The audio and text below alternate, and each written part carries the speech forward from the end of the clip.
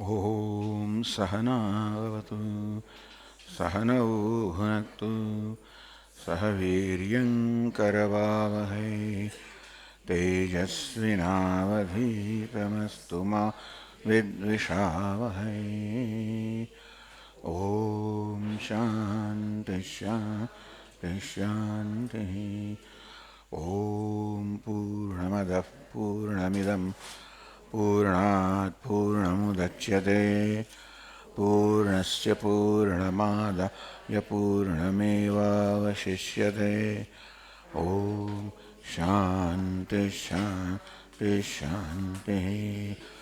श्रुतिस्मृतिपुराणानाम् आलयं करुणालयं नमामि भगवत्पादं शङ्करं लोकशङ्करं शङ्करं शङ्कराचार्यं केशवं बादरायणं सूत्रभाष्यकृतौ वन्दे भगवन्तौ पुनः पुनः। ईश्वरो गुरुरात्मेति मूर्तिभेदविभागिने व्योमवद्व्याप्तदेहाय दक्षिणामूर्तये। ॐ पार्थाय प्रतिबोधितां भगवता नारायणेन स्वयं व्यासेन ग्रथितां पुराणमुनिना मध्ये महाभारतम् अद्वैतामृतवर्षिणीं भगवतीम् अष्टादशाध्यायिनीम् अम्ब त्वामनुसन्दधामि भगवद्गीते भवद्वेषिणी। यं ब्रह्मा वरुणेन्द्ररुद्रमरुतः स्तुन्वन्ति दिव्यैस्तवैः वेदैः साङ्गपदक्रमोपनिषदैः गायन्ति यं सामगाः। ध्यानावस्थिततद्गतेन मनसा पश्यन्ति यं योगिनः यस्यान्तन्न विदुःसुरासुरगणाः देवाय तस्मै नमः।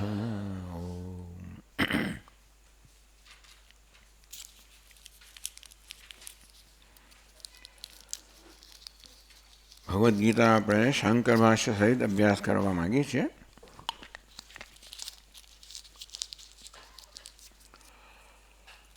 ભાષ્યકાર ભગવાન શંકરાચાર્ય પોતાના ભાષ્યનો પ્રારંભ મંગળાચરણથી કરે છે.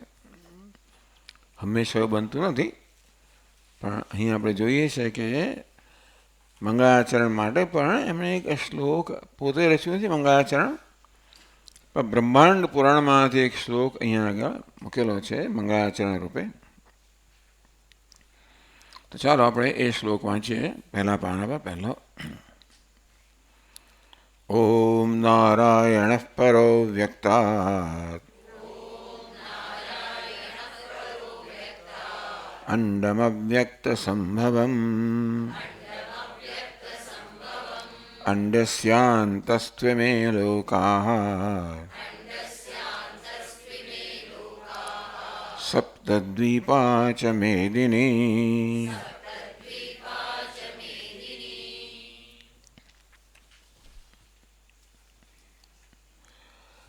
અહીં આનંદગીરી કહે છે કર્મનિષ્ઠા જ્ઞાનનિષ્ઠા અતિ ઉપાય ઉપેયભૂત નિષ્ઠાદ્વયમ અધિકૃત્ય. ટૂંકમાં ભગવદ્ ગીતામાં ભગવાન આ બે પ્રકારની નિષ્ઠાનો ઉપદેશ કરે છે. ત્રીજા અધ્યાયમાં ભગવાન કહે છે લોકેસ્મિન દ્વિધા નિષ્ઠા પુરા પ્રોક્તા મયા નઘ.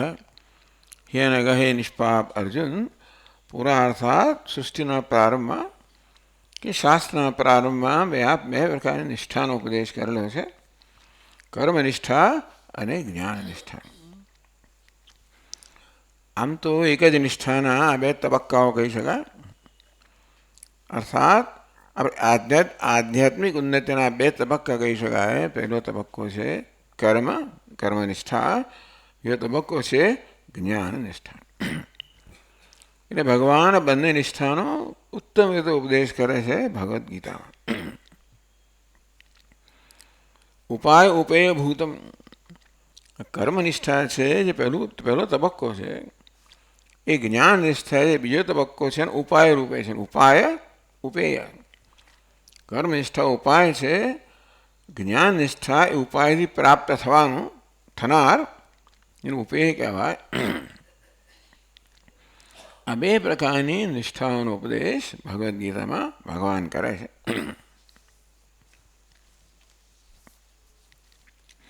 એ પ્રકારે શંકરાચાર્ય મહારાજે આ ભગવદ્ ગીતાના ભાષ્યની રચના કરી છે. હવે ભગવાન ભગવદ્ ગીતામાં શું શીખવે છે એ જુદા જુદા આચાર્યો કદાચ ભિન્ન ભિન્ન રીતે જોતા હોય. તો ગયા વર્ગમાં આપણે કહ્યું કે શંકરાચાર્ય ભગવાનના મતમાં આપણા જીવન મુખ્ય પ્રશ્ન આત્માનું પોતાના વિશેનું અજ્ઞાન છે. એ અજ્ઞાન માત્ર જ્ઞાનનો અભાવ અર્થાત ન જાણવું એવું નથી, પણ એ અજ્ઞાન વળી પાછું વિપરીત જ્ઞાનમાં પરિણમે. અજ્ઞાન અને ખોટું જ્ઞાન, અર્થાત પોતાની જાતને ન જાણવી અને ખોટી રીતે જાણવી. એટલે કે આપણે જન્મ્યા છે ત્યારથી પોતાના વિશેનું વિપરીત જ્ઞાન, કે આવું ભૂલ ભરેલું જ્ઞાન, ભ્રમપૂર્વકનું જ્ઞાન લઈને જન્મ્યા છે. જન્મથી જ આપણે આપણા વિશે ખોટા ખ્યાલ ધરાવીએ છીએ. આપણે ખબર પણ નથી કે આપણે પોતાના વિશે જે ખ્યાલ ધરાવીએ છીએ ખોટા છે, એ આપણે જાણતા પણ નથી. અર્થાત જે પ્રકારના ખ્યાલ કે અભિપ્રાય આપણે આપણા વિશે ધરાવીએ છીએ એ જ મારી વાસ્તવિકતા છે, એ જ હકીકત છે એવું માનીને આપણે જીવન જીવીએ છીએ. કશું પણ કરતા પહેલાં હું કોણ છું એનો નિશ્ચય મનમાં થતો હોય છે. એ પછી અન્ય વસ્તુ કેવી છે અને કેવા પ્રકારનો વ્યવહાર કરો એનો નિશ્ચય થતો હોય છે. હું કોણ છું એ પ્રકારનો મારો અભિપ્રાય કે નિશ્ચય બધા પ્રકારના વ્યવહારના પાયામાં રહેલો છે. અને ત્યાં જ તકલીફ છે. શું કે ગુજરાતમાં ખાટલે મોટી ખોટ કે શું એક પાયો નથી કંઈ ચાલે એક પાયો જ નથી ખાટલામાં, એવું સમજુ છું. પણ એટલે તેવી રીતે આપણા જીવનમાં બહુ મોટી ખોટ એ છે કે આપણે પોતાની આત્માની પોતાની સભાનતા લઈને હું કોણ છું એ પ્રકારની સભાનતા લઈને જન્મ્યા છીએ. એટલે હું કોણ છું એ વિશેના ખ્યાલમાંથી કોઈ મુક્ત હોઈ શકે જ નહીં. એને આપણે આત્મસભાનતા કહીએ, સેલ્ફ કોન્શિયસનેસ જેને અંગ્રેજીમાં કહેવાય. આપણે આત્માથી પોતાની સભાન છે, હંમેશા સભાન છીએ. અને બુદ્ધિનો સ્વભાવ છે કે જેની સભાનતા હોય એના વિશેના અભિપ્રાય હોવાનો આ બુદ્ધિનો સ્વભાવ છે. જે કોઈ વસ્તુનો આપણે અનુભવ કરીએ, જે કશી વસ્તુના આપણે પરિચયમાં આવીએ, સૌથી પહેલી આપણી બુદ્ધિ નિર્ણય કરતી હોય કે આ કોણ છે. એટલે કે આપણે વ્યવહાર કરતા પહેલાં દુનિયા જેના સંપર્કમાં આપણે આવીએ એનો પહેલાં નિર્ણય કરતા હોઈએ છીએ. પરંતુ દુનિયાના સંપર્કમાં આવતા પહેલાં આપણે પોતાના સંપર્કમાં હોઈએ છીએ. અને તેથી સૌથી પહેલો નિર્ણય કે અભિપ્રાય કયો છે, હું કોણ છું. હવે એને આપણે કહીએ આત્મસભાનતા, સેલ્ફ કોન્શિયસનેસ. કમનસીબે ત્યાં જ મોટો ભ્રમ કે ભૂલ રહેલી છે કે હું સભાન છું મારાથી. હું આત્માથી સભાન છું, કારણ કે આત્મા સ્વ ચૈતન્ય સ્વરૂપ છે, સ્વયં પ્રકાશ છે. આ હું છે સતત પોતાને પ્રગટ કરતો જ હોય છે અને માટે આપણે એની સભાન હોઈએ સ્વાભાવિક છે. પણ જોડે જોડે અનાત્મા છે, આ બુદ્ધિ છે, મન છે, ઇન્દ્રિયો છે, આ દેહ છે, આ ઉપાધિ છે, એનાથી પણ આપણે સભાન છીએ. આત્મા તો જાણે કે સ્વયં પ્રકાશ કરતો હોય, અનાત્મા કંઈ પોતાને સ્વયં પ્રકાશ કરતો નથી. છતાં આપણે આત્માથી સભાન છે, પોતાની જોડે જોડે ઉપાધિથી પણ સભાન છે. આત્મા અનાત્મા બંનેથી આપણે સભાન છીએ. અને આપણે જાણતા નથી કે આપણી સભાનતામાં આ બે અંશ છે, આત્મા અને અનાત્માનો. તેથી આપણે એ બંનેને સમાન માની લઈએ છીએ. અને તેથી અનાત્માને આત્મા માનવો, આ દેહને મન બુદ્ધિને આત્મા એટલે હું માનવો, એ પ્રકારનો સ્વભાવથી જ એ પ્રકારને અભિપ્રાય લઈને આપણે જન્મ્યા છીએ.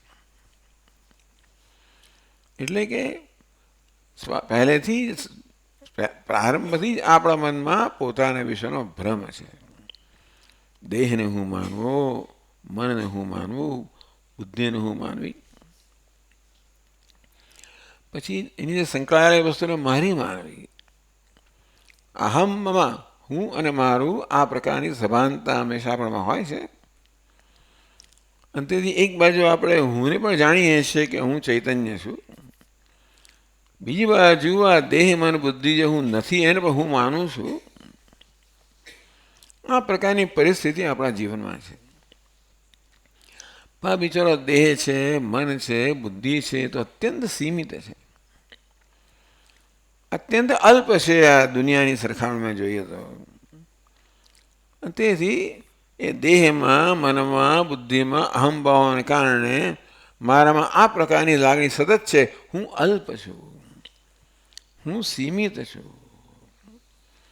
હું મારી જાતને ગમે તેટલો મહાન માનતો હોઉં, ભલે હું દુનિયાભરનો રાજા હોઉં, શહેનશાહ હોઉં, ગમે એટલો ધનવાન હોઉં, સત્તાવાળો હોઉં, પ્રતિષ્ઠિત હોઉં, છતાં પણ અલ્પતાની લાગણીથી ક્યારેય મુક્ત નથી હોતો. હા, તમારા કરતાં મોટો છું, મહાન છું એવું ભલે હું માનતો હોઉં, પણ હું પોતે તો મર્યાદિત છું, અલ્પ છું. એ અલ્પ કારણ કે દેહ ગમે તેટલો મહાન હોય, બુદ્ધિનું જ્ઞાન ગમે તેટલું વધારે બધું હોય તો એ અલ્પ જ હોવાનું છે. અર્થાત હું સતત અલ્પ હું વિશેની અલ્પતાની લાગણીથી પીડાઈ રહ્યો છું. આ પ્રકારની પીડા લઈને આપણે જન્મ્યા છે. કઈ પીડા? હું અલ્પ છું, હું છું અને હું અલ્પ છું. હવે આ અલ્પતા ક્યાંથી આવી? હુંનો સ્વભાવ નથી, એ આત્માનો સ્વભાવ નથી, અનાત્માનો સ્વભાવ છે. દેહ, મન, બુદ્ધિ, ઇન્દ્રિય અને ઉપાધિ છે એનો સ્વભાવ છે. બેને જુદા ન કહી શકવાને કારણે ને વિવેક કહેવાય. એક આત્મા છે, બીજો અનાત્મા છે. પણ આત્મા અને અનાત્મા વચ્ચે વિવેક કરવો, બેને જુદા પડીને સમજવા, એ ન થઈ શકતો હોવાને કારણે બંનેને એક જ માની લઉં છું, સમાન માની લઉં છું. અને તેથી અનાત્માની બધી અલ્પતાને હું આત્માની મારી પોતાની માનતો હોઉં છું. એટલે મારો મૂળભૂત ખ્યાલ છે, હું અલ્પ છું, સીમિત છું, મર્યાદિત છું. પછી એને હું એની વ્યાખ્યા કરું, હું સ્થળમાં મર્યાદિત છું. એક સમય એક કાળે એક સ્થળે છું, બીજા સ્થળે નથી. સમયમાં મર્યાદિત છું, અમુક સમય માટે જ મારું અસ્તિત્વ છે, એની પહેલાં નહીં, એની પછી પણ નહીં. ઉપાધિમાં મર્યાદિત છું, બધી રીતે મર્યાદિત છું. આ પ્રકારનો ખ્યાલ મારામાં સતત રહેલો છે. આ મર્યાદિતપણું મારા વિશેની જો વાસ્તવિકતા હોય તો કંઈ તકલીફ નથી. આ વાસ્તવિકતા છે એની આપણે દુઃખ નથી આપતી, પણ વાસ્તવિકતા વિશેનો ભ્રમ આપણે દુઃખ આપે છે. આમ હું મને દુઃખ નથી આપતો, હું છું એ ક્યારે મારા દુઃખનું કારણ ન હોય. હું અલ્પ છું, અલ્પતા જે મારો સ્વભાવ નથી, જે માની લેવામાં આવી છે, જે વેદાંતમાં કે અલ્પતાનો અધ્યારોપ કરવામાં આવ્યો. એક જગ્યાએ એક વસ્તુ છે, અલ્પતા છે કઈ ક્યાં છે? દેહમાં છે, મન બુદ્ધિમાં છે, ઉપાધિમાં છે.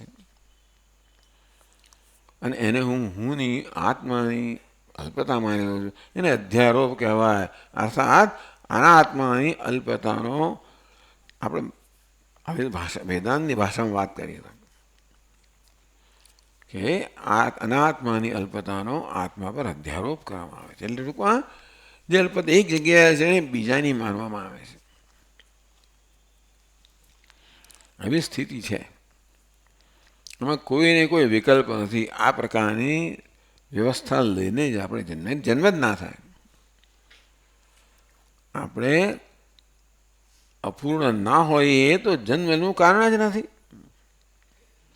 જન્મનું કારણ છે કેવી રીતે અપૂર્ણતાથી મુક્ત થવું. કારણ કે એક બાજુ મારી જાતને અપૂર્ણ માનું છું, બીજી બાજુ અપૂર્ણતા મને સાલ્યા જ કરે છે. એ રીતે આપણે કહ્યું તે પ્રકારે આ હું જ મારી બધી સમસ્યાઓનું સતત કારણ છે. કઈ અલ્પ હું નહીં પણ અલ્પ હું.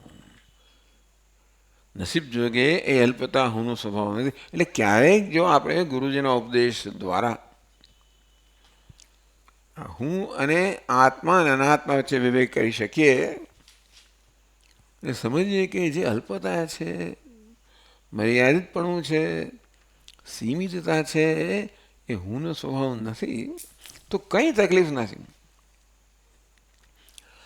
અલ્પતા આપણે દુઃખ નથી આપતી, આ હુંની અલ્પતા દુઃખ આપે છે. હું અલ્પ છું એ દુઃખનું કારણ છે. એટલા માટે આપણને વેદાંત શાસ્ત્ર આત્મા અનાત્માનો વિવેક કરવાનું શીખવે છે. પણ હું અલ્પ છું એ મારા દુઃખનું શોકનું કારણ છે. પ્રત્યેક મનુષ્ય હું એટલે આત્મા વિશે આ પ્રકારનો ખ્યાલ કહો, ભ્રમ કહો લઈને જન્મ્યો છે. અંતેથી માણસ માત્ર દુઃખી છે. હવે આ પ્રકારનું દુઃખ છે એ બીજા જીવોમાં નથી એવું આપણે કહી શકીએ. એમનામાં હુંની સભાનતા છે. હું અલ્પ છું,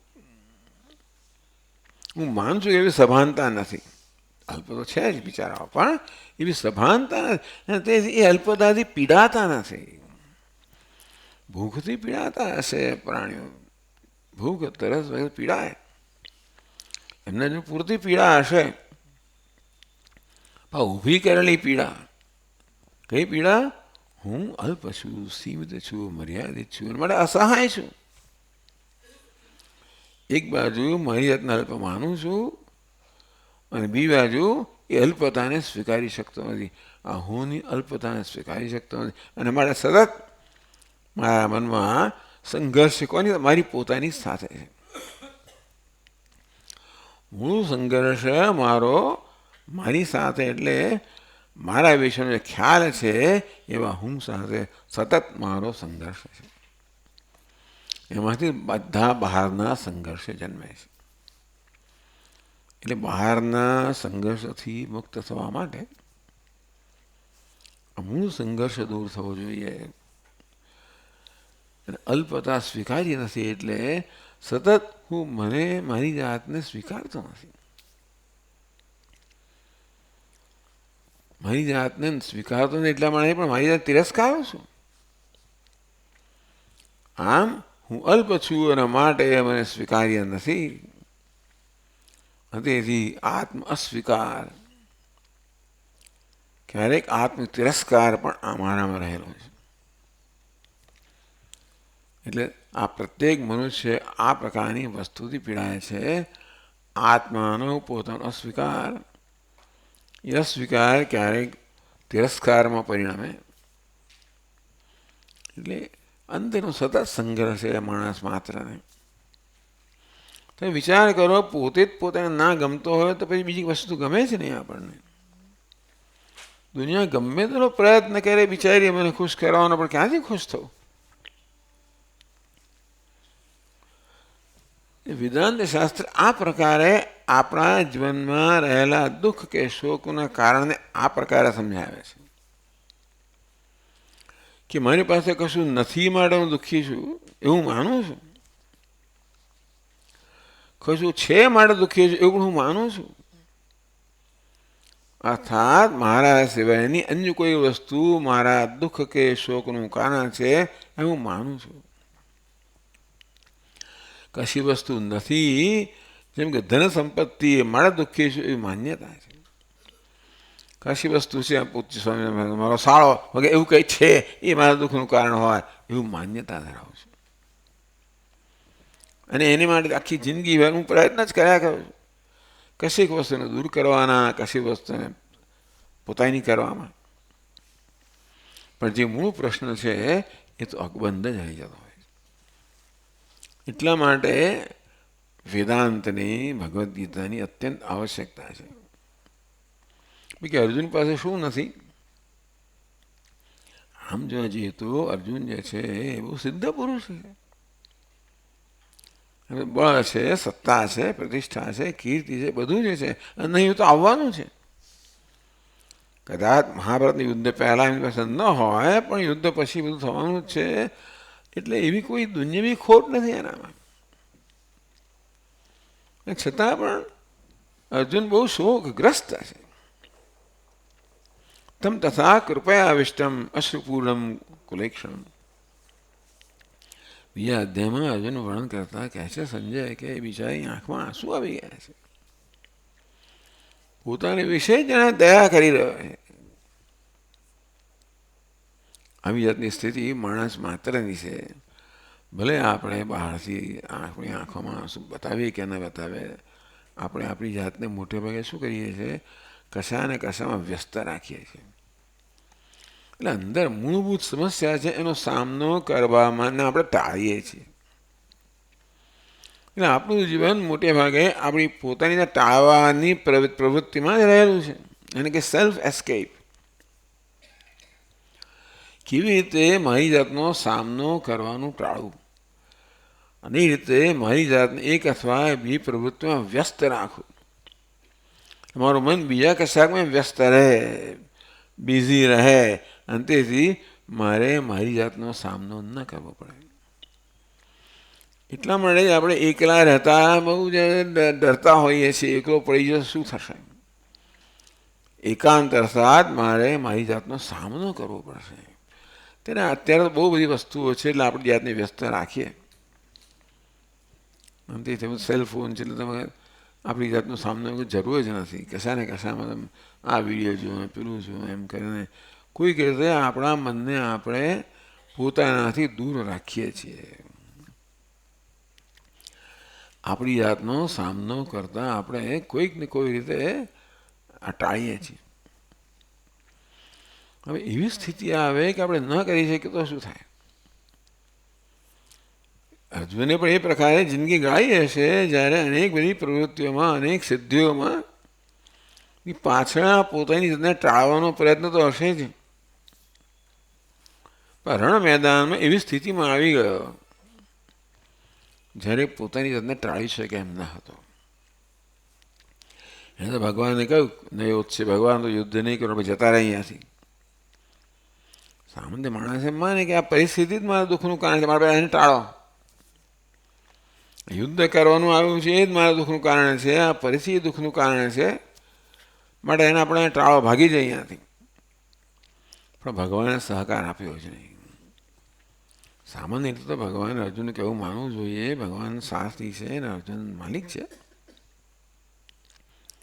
ભગવાન અર્જુનની અંદર ઈચ્છા જાણી ગયા, પરંતુ એમણે કોઈ રીતે એનો અમલ ના કર્યો. અને અર્જુન એવી સ્થિતિમાં આવી ગયો કે પોતાની જાતનો સામનો કર્યા સિવાય ચાલે એમ જ નથી. એટલે બિચારો શોકગ્રસ્ત થઈ ગયો કે અરે મેં શું કર્યું આ જિંદગીમાં? કાર્પણ્ય દોષોપહત સ્વભાવ કહેશે કે હું કાર્પણ્ય દોષથી પીડાઈ રહ્યો છું. કૃપણતા, કૃપણતા કંજુ થાય. જે છે એનો પણ ઉપયોગ ન કરવો, જે છે એ પણ ઉપયોગી નથી આપણને. એમ પોતાની પાસે ઘણું હોય, પરમાત્મા છે, પણ હૃદયની અંદર આપણે ઉપયોગી નથી. અર્જુન સમજો કે હું આ પ્રકારના કૃપણતાના દોષથી પીડાયેલો છું. ભગવાનને કહે છે કાર્પણ્ય દોષો બત સ્વભાવ પૃચ્છામિ ત્વામ ધર્મ સમૂઢ ચેતા વગેરે. આ પ્રકારે અર્જુનને જ્યારે લાગ્યું કે પોતાની શું તકલીફ છે, એ મંથન થતાં થતાં આ અંદર શું મુશ્કેલી છે જ્યારે સમજ્યો અર્જુન, ભગવાન સમક્ષ એ વ્યક્ત કરી, ત્યારે પછી ભગવાને પ્રવચન શરૂ કર્યું. ત્યાં અર્જુનને મંથન કરવા દીધું. અર્જુનમાં સ્પષ્ટતા આવી કે પોતાની શું મુશ્કેલી છે. શિષ્યસ્તેહમ સાધિમામ ત્વામ પ્રપન્નમ, ભગવાન આપનો શિષ્ય છું, આપને શરણાગત છું, આપ મને ઉપદેશ કરો. એટલે અર્જુનને એટલી સમજ પડી ગઈ, એવું કશું જ છે હું જાણતો નથી, મારા અજ્ઞાન છે, અને આ બધાનું કારણ છે. અજ્ઞાન દૂર થશે તો મારો આ શોક દૂર થશે, એવી કંઈક સૂઝ અર્જુનમાં આવી. એટલે આ રીતે ભગવદ્ ગીતાનો પ્રારંભ શોકથી, અર્જુનના શોકથી થાય છે. આગળ તે પ્રમાણે છાંદોગ્ય ઉપનિષદના 7મા અધ્યાયનો પ્રારંભ પણ આપણા નારદ મુનિ જાય છે શોકથી. સોહમ ભગવત શોચામી. બધી જગ્યાએ એવું નથી. આપણે આગળ વાત કરી કે ભાઈ કંઈ નચિકેતાને કોઈ શોક નથી, બધાને શોખ હોય છે નથી, પણ એવું પણ છે અર્જુન એક કક્ષામાં છે અને મોટાભાગના માણસ એક કક્ષામાં છે. એટલે અર્જુન જે છે આપણો પ્રતિનિધિ કહી શકાય. મોટાભાગના માણસો શોકગ્રસ્ત છે. હવે નચિકેતા કયા પ્રકારના પુણ્ય કરીને આવ્યો હશે કે એને પહેલેથી જે પ્રકારનો વિવેક હતો, અસ્તિત્વ કે નાયમ અસ્તિતિ છે કે એતદ વિદ્યા મનુષ્યસ્ત્વયાહમ. આવી આ લોકની અંદર વિચિકિત્સા છે, સંશય રહેલો છે. કોઈ કહે છે આત્મા છે, બીજું કોઈ કહે કે નથી. તો યમરાજા છો આપ, તો આ લોક અને પરલોક બંને જાણો છો, આત્મ અસ્તિત્વ અને આત્મ નાસ્તિત્વ બંને વિશે જાણો છો, પણ આપ મને કહો. આવો પ્રશ્ન બહુ દુર્લભ વસ્તુ છે. એ પ્રકારના સંસ્કાર, આ પ્રકારના પુણ્ય લઈને નજીકતા આવ્યો છે. પણ સામાન્ય માણસોમાં આવી જાતની વસ્તુ હોય છે. એટલે અર્જુન એ સામાન્ય માણસનો પ્રતિનિધિ છે. ભગવદ્ ગીતા પણ સામાન્ય માણસ માટેનો ગ્રંથ છે એમ કહેવાય. એટલા જ માટે આ ગ્રંથમાં શોકમાંથી મુક્તનો ઉપાય પણ કયા છે. એવું કઠોપનિષદ કહેવાની જરૂર નથી. નચિકેતાને શોકમાંથી મુક્ત થવાના ઉપાયને કહેવાની જરૂર નથી. કેમ શ્વેતે કહેવાની જરૂર નથી, ઘણા લોકોની જરૂર નથી, પણ સામાન્ય રીતે મનુષ્યને જરૂર છે. પેલા તો અપવાદરૂપ છે. સામાન્ય રીતે મનુષ્યને બિચારો શોકગ્રસ્ત હોય છે. એટલા માટે અર્જુન આ સામાન્ય મનુષ્યનો આપણો પ્રતિનિધિ છે. એ પ્રકારે ભગવદ્ ગીતાનો પ્રારંભ થાય છે.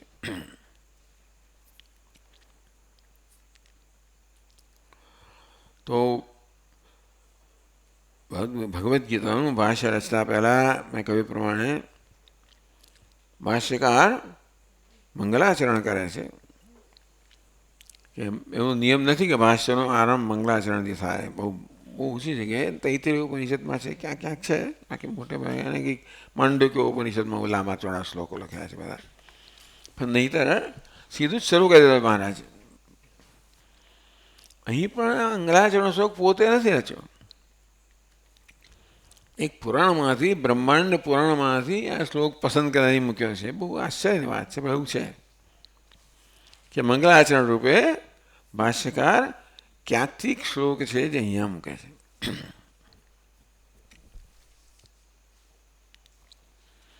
ચાલો આપણે એ શ્લોક વાંચીએ ફરી વાર.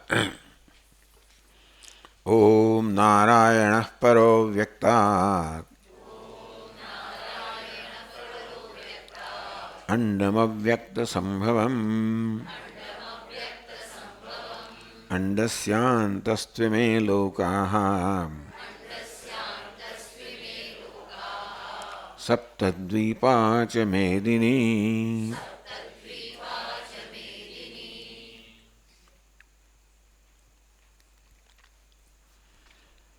મંગલાચરણનું પ્રયોજન છે ભગવાન નારાયણ છે એનું વર્ણન કરવું.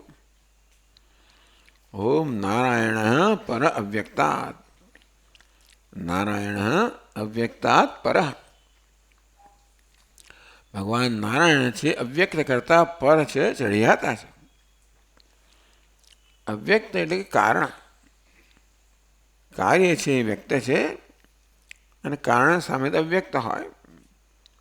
જેમ કે વૃક્ષ એ કાર્ય છે એનું મૂળ જે કારણ છે એ અવ્યક્ત હોય, એટલે આપણી નજરમાં ના હોય, દૃષ્ટિગોચર ના હોય. અવ્યક્ત એટલે જે ઇન્દ્રિયનો વિષય નથી એને અવ્યક્ત કહેવાય. આમ જગતના મૂળ કારણ અવ્યક્ત કહેવામાં આવે છે.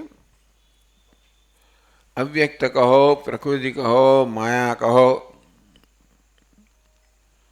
નારાયણ પર અવ્યક્તાત, નારાયણ અવ્યક્તાત પર, ભગવાન નારાયણ છે અવ્યક્ત કરતા, મૂળ કારણ કરતા, માયા કરતા પર છે, ચડિયાતા છે.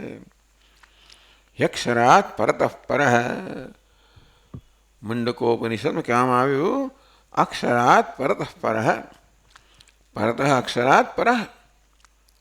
આ અક્ષર છે, માયા છે, એ પણ દુનિયા કરતા ચડિયાતી છે. આ માયા જે અન્ય સ્થળો કરતા ચડિયાતી છે એના કરતાં પણ ચડિયાતો છે પરમાત્મા.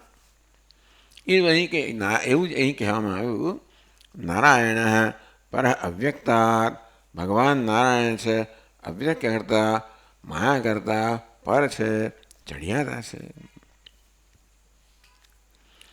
એટલે આ માયા જે છે એને વેદાંતની ભાષામાં કહીએ તો જગતનું ઉપાદાન કારણ છે.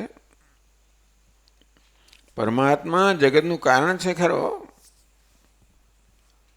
પરંતુ ઉપાદાન કારણ કહો. અને પરમાત્મા કયા પ્રકારનું કારણ છે તો કે રજ્જુ જેમ સર્પનું કારણ છે એ પ્રકારે કારણ છે. ઉપાદાન કારણ કોને કહેવાય? જેનામાં પરિણામ આવે, પરિવર્તન આવે, જેમ કે માટીમાં અને ઘડામાં પરિણમે તો એને પરિણામી ઉપાદાન કારણ કહેવાય. જ્યારે ભગવાન જે છે ઉપાદાન કારણ છે, પરિણામી પરિણામ પામનારું ઉપાદાન કારણ નથી. વિવર્ત જેને કહેવાય વેદાંત શાસ્ત્રમાં, કે પરિણામને પ્રાપ્ત થયા વગર જગતનું કારણ છે. અવ્યક્ત છે એ પરિણામી ઉપાદાન કારણ છે અને પરમાત્મા છે વિવર્ત ઉપાદાન કારણ છે. બહુ ચિંતા કરશો નહીં, પણ આ બે અહીંયા કહેવામાં આવે માટે તમે કહું છું કે અવ્યક્ત પણ જગતનું કારણ છે, માયા પણ જગતનું કારણ છે, નારાયણ અર્થાત પરમાત્મા પણ જગતનું કારણ છે. તો બે કારણમાં ફેર શું? એ જ કે માયા જે છે એમાં પરિણામ આવે, પરિવર્તન આવે અને માયા જગત બની જાય. એ બધું નારાયણની પરમાત્માની સંનિધિમાં થાય. ભલે માયા જગતનું કારણ રહી, પણ માયા સ્વયં અચેતન છે. અચેતન હોવાને કારણે સ્વયં કશું કરવા મળે શક્તિમાન નથી. એ પરમાત્માની સંનિધિમાં ચેતનતા પ્રાપ્ત કરે અને એ રીતે જગતની રચના, જગતની ઉત્પત્તિ કરવા મળે સક્ષમ બને. મયા અધ્યક્ષેણ પ્રકૃતિ સુએતે સચરાચરમ. 9મા અધ્યાયમાં ભગવાન કહે છે હું અધ્યક્ષ છું, સાક્ષી છું. મારી સંનિધિમાં માયા ચેતનવંતી બને છે અને જગતનું સર્જન પાલન લય વગર કરે છે. તો નારાયણ પર અવ્યક્તાત, ભગવાન નારાયણ છે અવ્યક્ત કરતા, માયા કરતા પર છે, ચડિયાતા છે. ચડિયાતા એટલે જુદી કક્ષાની ચડિયાતા પણ છે. એટલે કે આ ભગવાન જે ચડિયાતા છે એ કેવા છે તો કે નિર્વિકાર છે, અપરિણામી છે. કોઈ પ્રકારનું પરિણામ પરિવર્તન આવતું નથી. એટલે નારાયણ જે છે કઈ સત્તા ધરાવે છે? વેદાંતમાં કહીએ તો એ પારમાર્થિક સત્તા ધરાવે છે અને માયા જે છે વ્યાવહારિક સત્તા ધરાવે છે. અવ્યક્ત છે એ વ્યાવહારિક સત્તા ધરાવનાર છે, જગતનું કારણ છે.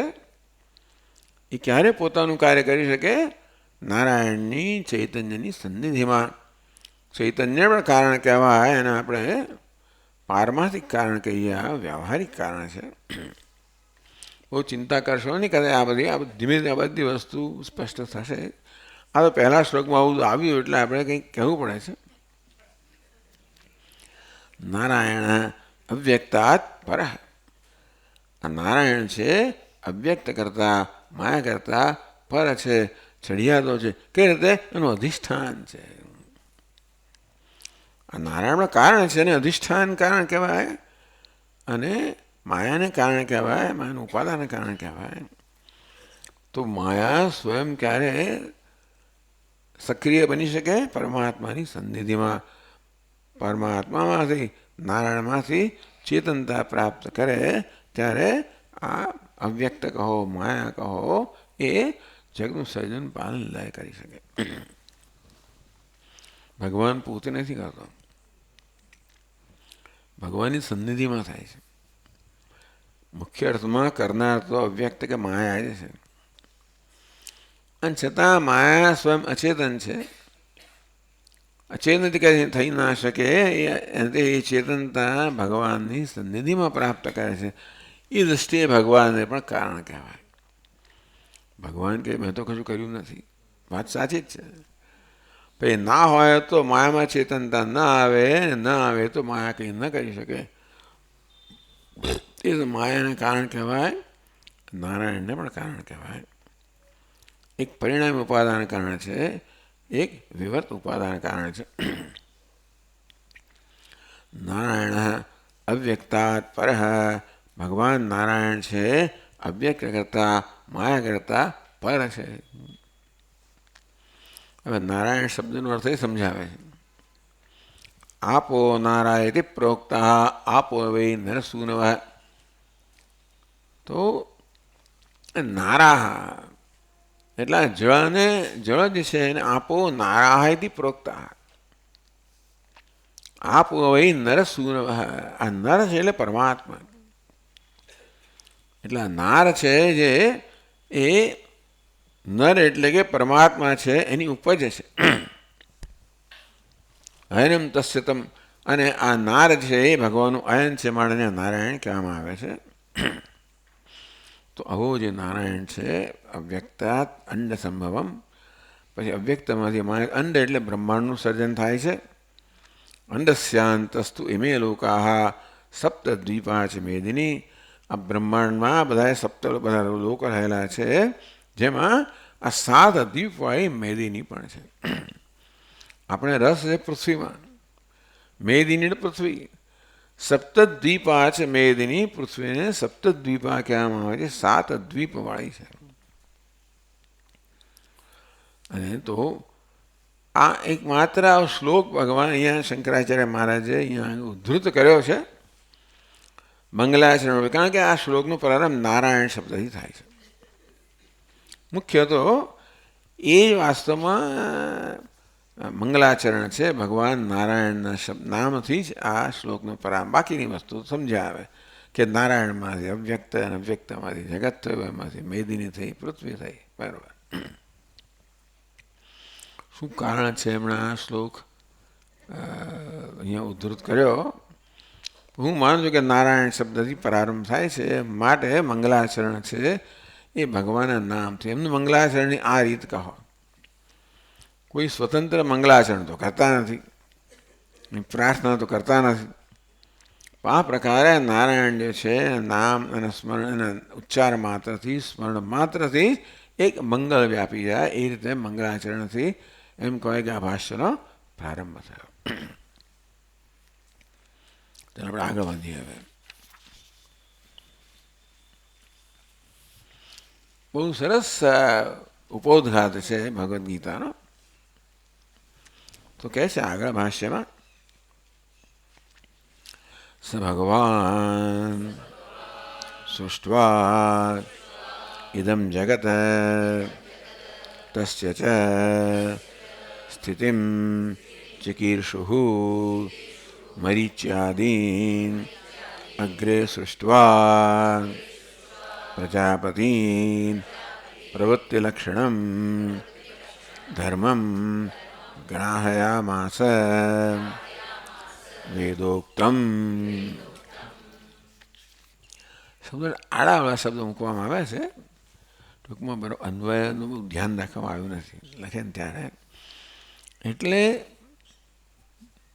સ ભગવાન, કયો ભગવાન? આ નારાયણ જેનું વર્ણન કરવામાં આવ્યું.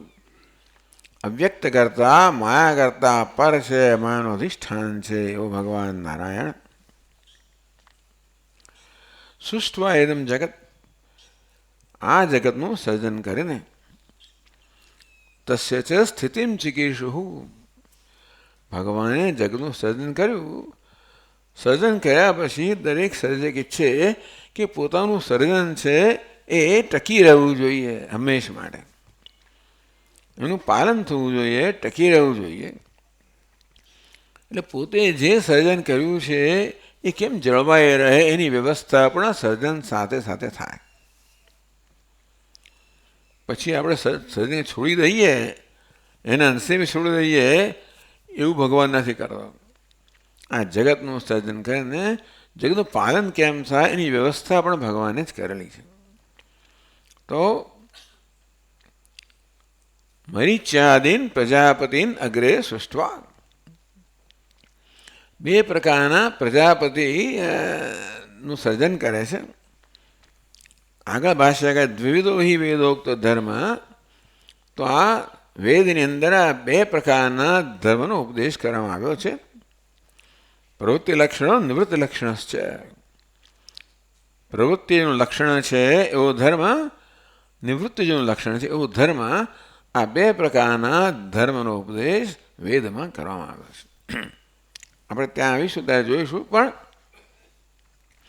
આ બે પ્રકારના ધર્મનું સર્જન કર્યું જગતનું પાલન કરવા માટે. તો ધારણા ધર્મ, જે જગતને ધારણ કરે છે ને ધર્મ કહેવામાં આવે. તેથી આ જગતનું પાલન થાય એટલા માટે ભગવાને ધર્મનું પણ સર્જન કર્યું. અને ભાષ્યકાર સમજાવે છે કે આ ધર્મ બે પ્રકારનો છે.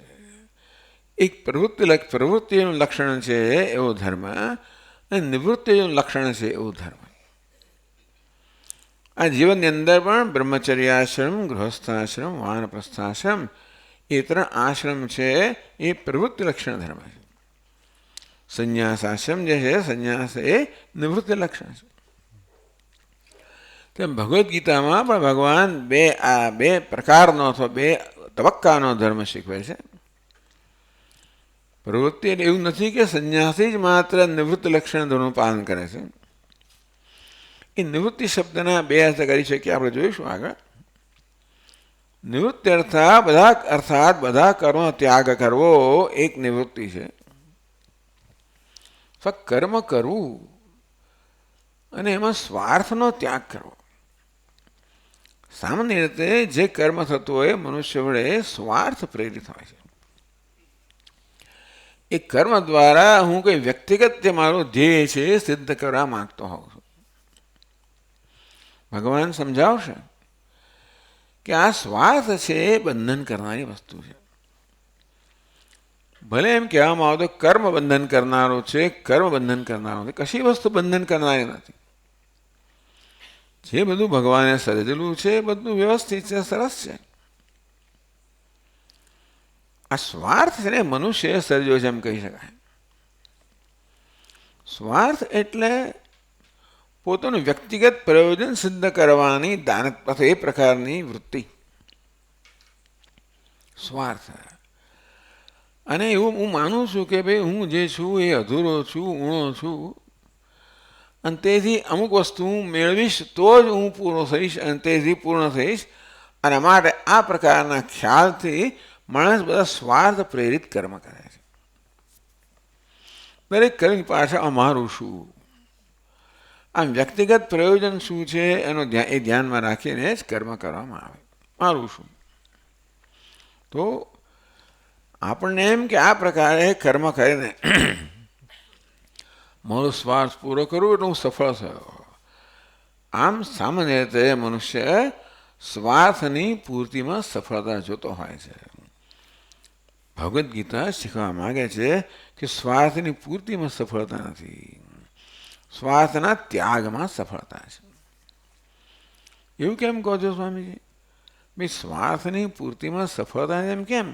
કારણ કે સ્વાર્થને જેમ પૂરો કરતા જઈએ એમ સ્વાદ વધતો જાય. અગ્નિમાં જેવી રીતે ઘી હોમવાથી અગ્નિ વધારે વધારે પ્રજ્વલિત થતો જાય તેમ સ્વાર્થને પણ જેમ જેમ પોષતા જઈએ તેમને સ્વાર્થ વધુ વધુ પ્રબળ બનતો જાય. કમનસીબે મનુષ્ય એવા પ્રકારનો ભ્રમ લઈને જન્મ્યો છે કે સ્વાર્થ પૂરો થાય તો હું સફળ છું, અને તે હંમેશા પોતાનો સ્વાર્થ પૂરો કરવાનો જ પ્રયત્ન કરતો હોય છે. એમ કરીને પોતાની આસપાસ બંધન વધારે વધારે ગાઢું બનાવતો હોય છે. પેલો કોષડો હોય ને, રેશમનો કીડો, એ કોષડો રચના કરે ને, એને હું આનું રક્ષણ કરું છું. તે પ્રકારે મનુષ્ય પણ સતત પોતાનો સ્વાર્થ પૂરો કરવા દ્વારા પોતાની સફળતા જુએ છે. એમ કરીને પોતાની આસપાસ એક બંધનનો કોષડો રચે છે. અર્થાત આપણને વાસ્તવમાં બંધન કરનારી, દુઃખી કરનારી વસ્તુ આ સ્વાર્થ છે. હંમેશા માણસ એની સમજ, ખોટી સમજને કારણે સ્વાર્થ પૂરો કરવામાં જ રચ્યો હોય છે, અને એ રીતે પોતાના માટે સદુઃખનું સર્જન કરતા હોય છે. કોઈએ મને દુઃખી કરવાની જરૂર નથી. આ સ્વાર્થ છે ને એ જ મને, કારણ કે સ્વાર્થ પહેલાં અગ્નિ જેવો છે. જેમ સ્વાર્થને પૂરો કરતા જઈએ તેમ તેમ એ સ્વાર્થ વધુને વધુ પ્રબળ થતો જાય. અને એ રીતે ક્યારેય પણ મને જીવનમાં શાંતિ મળે જ નહીં. મનમાં સ્વાર્થ હોય તો મન શાંત ના હોઈ શકે, મનમાં સંઘર્ષ હોય. આ મનુષ્યના મનમાં હંમેશા સંઘર્ષ હોય છે, અને એ સંઘર્ષ દુઃખ જન્માવતો હોય છે. અને તેથી આવી સ્થિતિ છે મનુષ્યની. એને ધ્યાનમાં રાખીને ભગવદ્ ગીતામાં ઉપદેશ કરવામાં આવે છે. 2 તબક્કાનો ઉપદેશ કરવામાં આવ્યો, પ્રવૃત્તિ લક્ષણ અને નિવૃત્તિ લક્ષણ. આ સ્વાર્થ છે ને એમને જશે નહીં, કે સ્વાર્થ જતો રહે એમ કહેવાથી નહીં જાય. એટલે સ્વાર્થને દૂર કરવા માટે પ્રવૃત્તિ કરવી પડે. કે પ્રવૃત્તિ જે સ્વાર્થની વિપરીત હોય, જેને પરમાર્થ કહીએ તો, કે પરોપકાર કહીએ તો. પહેલું પગથિયું છે જીવનમાં સ્વાર્થથી કેમ મુક્ત થવું. ભગવાન પરોપકારનો ઉપદેશ કરશે. કર્મણ્યેવાધિકારસ્તે મા ફલેષુ કદાચન. એટલે હે અર્જુન, તું કર્મ તો કર જ, પરંતુ ફળની કોઈ અપેક્ષા રાખ્યા વગર, ટૂંકમાં ફળને ધ્યાનમાં રાખીને નહીં, પરંતુ તારા કર્તવ્યને ધ્યાનમાં રાખીને કર્મ કર, એવું સમજાવશે. આમ પહેલેથી જ ભગવાન સ્વાર્થનો ત્યાગ કરવાનો ઉપદેશ કરે છે. પછી એકવાર એને કારણે મન સ્વસ્થ થયું પછી આગળ પરમાર્થનો ઉપદેશ કરશે. એટલે પ્રવૃત્તિ લક્ષણ ધર્મ, નિવૃત્તિ લક્ષણ ધર્મ. પ્રવૃત્તિ એટલે કર્મયોગ, નિવૃત્તિ એટલે જ્ઞાન યોગ. આ 2 તબક્કાનો ઉપદેશ કરશે.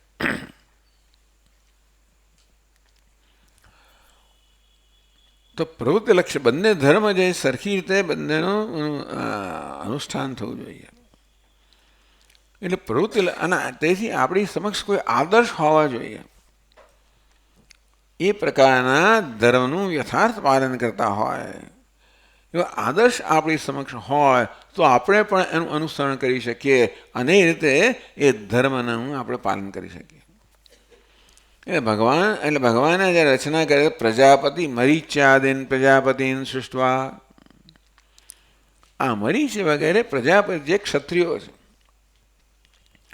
ક્ષત્રિયોનો ધર્મ તો કર્તવ્ય છે. અને તેથી આ મરીચ વગેરે પ્રજાપતિ છે એ હંમેશા એવું એક આદર્શ જીવન જીવે. ક્ષત્રિયો છે સેવાનું જીવન જીવે, કર્મનું જીવન જીવે, પ્રવૃત્તિનું જીવન જીવે, સમાજનું રક્ષણ કરવાનું જીવન જીવે. આમ ક્ષત્રિયોનો ધર્મ છે કે બધા સમાજનું રક્ષણ કરવું. બ્રાહ્મણનો ધર્મ છે કે બી સમાજને જ્ઞાન પ્રદાન કરવું. ક્ષત્રિયનો ધર્મ છે સમાજનું રક્ષણ કરવું. વૈશ્યનો ધર્મ છે સમાજને વસ્તુ પૂરી પાડવી. શૂદ્રનો ધર્મ છે સમાજની સેવા કરવી. આવી રીતે ધર્મનું વિભાગ થયેલા છે. તો મરીચ્યાદીન પ્રજાપતિન સૃષ્ટવા પ્રવૃત્તિ લક્ષણમ ધર્મ ગ્રાહયામાસ વેદોક્તમ.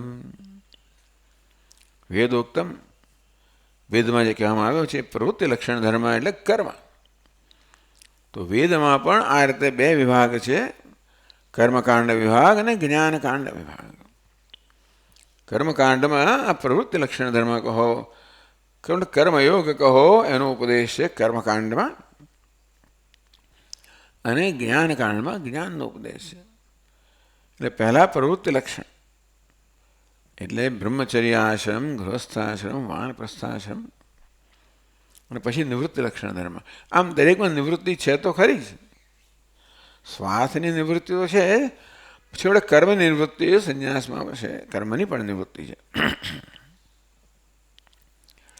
તો ભગવાન વાસુદેવે આ જગતની રચના કરી. તસ્ય ચ સ્થિતિમ ચિકીષુ, જે જગતની પોતે રચના કરી એનું પાલન થાય બરોબર એવી ઈચ્છા ધરાવનાર ભગવાન. અગ્રે મરીચાદીન પ્રજાપતિન સૃષ્ટવા, મરીચી એટલે ક્ષત્રિય પ્રજાપતિઓનું સર્જન કરીને પ્રવૃત્તિ લક્ષણમ ધર્મમ ગ્રાહ્યમાસ્ય વેદોક્તમ, અને એમની પાસે વેદમાં ઉપદેશ કરવામાં આવે છે એવા પ્રવૃત્તિ લક્ષણ ધર્મ છે એનું આચરણ કરાવ્યું, એમની પાસે ગ્રહણ કરાવ્યું. હે મરીચી અને આ પ્રજાપતિઓ, તમે વેદમાં કહેલા પ્રવૃત્તિ લક્ષણ ધર્મનું, કર્મનું કે કર્મયોગનું આચરણ કરો. એ આપણા આદર્શ બન્યા કે આપણે પ્રવૃત્તિ કેમ કરવી એનો આદર્શ આ મરીચી વગેરે પ્રજાપતિ પાસેથી પ્રાપ્ત થાય. પછી આગળ કહે છે તતઃ અન્યાંશ્ચ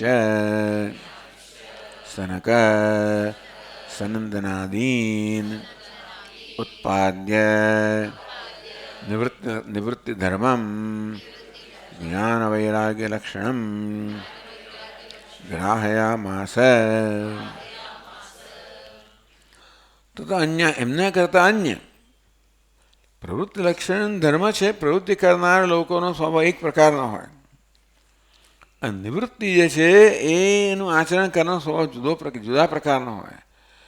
એટલે આ મરીચી વગેરે પ્રવૃત્તિ લક્ષણ ધર્મનું આચરણ કરનારા કરતાં જુદા પ્રકારના સંન્યાસીનું એ પ્રકારનું મનસ્થિતિ ધરાવનારા આ બીજા જે પ્રજાપતિ છે એમણે સનક સનંદન, આ બધા તો નિવૃત્તિ લક્ષણ, તો એ જન્મ્યા ત્યારથી વિરક્ત હતા, અને તેથી નિવૃત્તિ ધર્મ કહો, વૈરાગ્ય કહો, એટલે કર્મનો ત્યાગ કહો, પ્રવૃત્તિનો ત્યાગ, એટલે અર્થાત બે તબક્કાનો ધર્મ છે.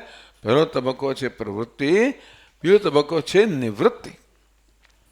તો આ પ્રકારે જે મરીચી વગેરે પ્રજાપતિ છે એમને પ્રવૃત્તિ લક્ષણ ધર્મ છે એનું આચરણ કરાવ્યું, એમનો ઉપદેશ કરીને આચરણ કરાવ્યું, અને બીજાનું પણ સર્જન કર્યું કે બે પ્રકારના લોકો હોય જ, ભલે બીજાની સંખ્યા બહુ ઓછી હોય. આ નિવૃત્તિ લક્ષણ ધર્મ કહો, જ્ઞાન યોગ કહો, સંન્યાસ કહો, એમાં રુચિ ધરાવનારા અત્યંત જૂજ લોકો હોય તો ખરા, એમને માટે પણ વ્યવસ્થા કરવી જોઈએ. એટલે ભગવાને આમ બીજા સનક સનંદન વગેરે જે વિરક્ત લોકો હતા, વિરક્ત મહાપુરુષ, અને આપણે બ્રાહ્મણ પણ કહી શકીએ, ઉત્પાદ્ય નિવૃત્તિ ધર્મમ જ્ઞાન વૈરાગ્ય લક્ષણમ ગ્રાહયામાસ. એ લોકો નિવૃત્તિ, જ્ઞાન અને વૈરાગ્ય એ નિવૃત્તિના લક્ષણ છે. તો એ પ્રકારનો એમની પાસે એ ધર્મ છે એ ગ્રહણ કરાવ્યો, અર્થાત એમની પાસે એ પ્રકારના ધર્મનું આચરણ કરાવ્યું, એવો ઉપદેશ કર્યો, એ પ્રકારનું આચરણ કરાવ્યું. આમ ભગવાને બધી વ્યવસ્થા કરી છે, જગતનું સર્જન કર્યું, અને કેમ જગતનું પાલન થાય અને સર્વનું કલ્યાણ થાય. પાલન થાય એટલું જ નહીં, મારે ચાલ્યા જ કરે એવું નહીં, પણ જેનું સર્જન થયું એની ઉન્નતિ થાય, એમ કરતાં આજની તો આવતીકાલે એમનું કલ્યાણ થાય, એ પ્રકારની વ્યવસ્થા ભગવાને કરી. આપણે અહીંયા આગળ વિરામ લઈશું અને પછી આગળ જોઈશું. ઓમ પૂર્ણમદઃ પૂર્ણમિદં પૂર્ણાત પૂર્ણમુદચ્યતે पूर्णस्य पूर्णमादाय पूर्णमेवावशिष्यते। ॐ शान्ति शान्ति शान्तिः। शङ्करं शङ्कराचार्यं केशवं बादरायणं सूत्रभाष्यकृतौ वन्दे भगवन्तौ पुनः पुनः। ईश्वरो गुरुरात्मेति मूर्तिभेदविभागिने व्योमवद्व्याप्तदेहाय दक्षिणामूर्तये नमः। ॐ शान्ति शान्ति शान्तिः। हरिः ॐ श्रीगुरुभ्यो नमः। हरिः ॐ।